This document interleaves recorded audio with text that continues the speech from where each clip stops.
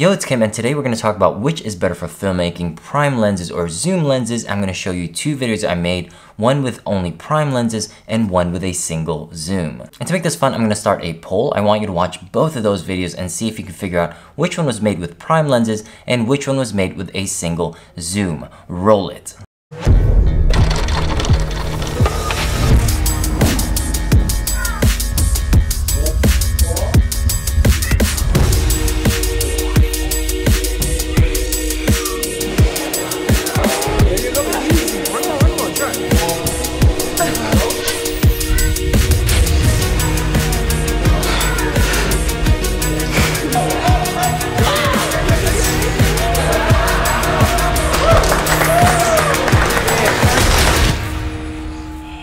Video 2.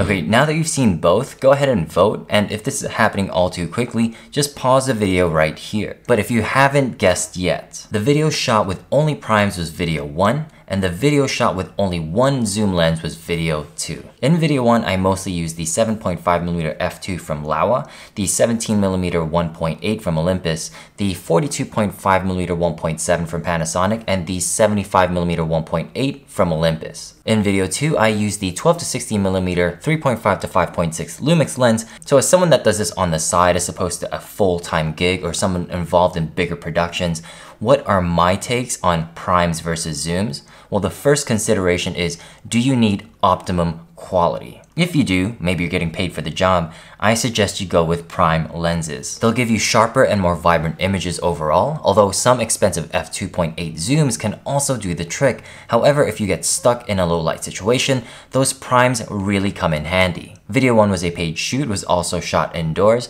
and I exclusively shot those on primes. Number 2 is flexibility. Obviously, prime lenses don't zoom, so it has its limitations, but there are ways around that. Typically, what I do is I have two camera bodies, one with the 17mm 1.8 and the other with the 42.5mm 1.7. So that way, there's no situation that I'm not really prepared for. But if your work is time sensitive and you just need to film as much as possible without changing lenses, then obviously zooms are your best friend. In that video from San Francisco, I didn't really have time to be changing lenses because I was on top of one of those tour buses around the city. It was also windy and damp, not a place you want to be changing lenses. And lastly, there are going to be gigs for long form video where you're going to need to zoom in and out in camera. And obviously this is impossible on a prime unless you shoot 4K and export in 1080p, but let's not get into that in this video. The third factor is if you're shooting indoors. Now we touched on this earlier, but trust me, f2.8 only goes so far, especially in micro four thirds. Whenever I have an indoor gig, I almost always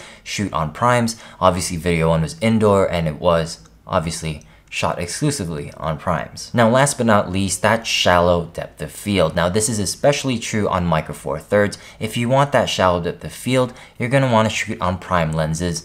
You almost have no choice. That opening shot in video 1 couldn't have been done with native micro four thirds zooms. But that doesn't mean you can't get shallow with some zoom lenses. Some of the shots in that San Fran video were a bit shallow, but nowhere near as shallow as if I were using a prime lens. So there you have it. Those are 4 considerations about whether you should shoot videos on primes or zooms. Obviously, there are lenses out there that can throw this video out of whack, like that Sigma 18-35 with a speed booster. Shooting that on micro four thirds is like shooting with an f1.2 zoom lens. So just take this video with a grain of salt. Now, if you ask me which I prefer, considering I shoot almost all my paid gigs with prime lenses, I actually prefer zooms. Not because I can snipe the whole event in like one location and just shoot from there, but it's just having that flexibility of all those focal lengths without needing to change my lenses. The problem is that they get so big and heavy like that Sigma 18-35, and it just takes the fun out of shooting. In general, I like to keep my kit as small and nimble as possible,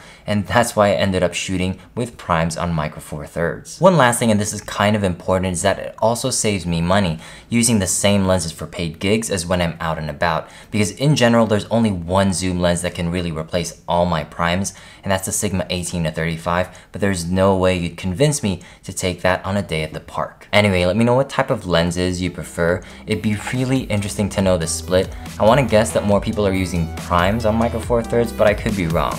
See you in the comment section.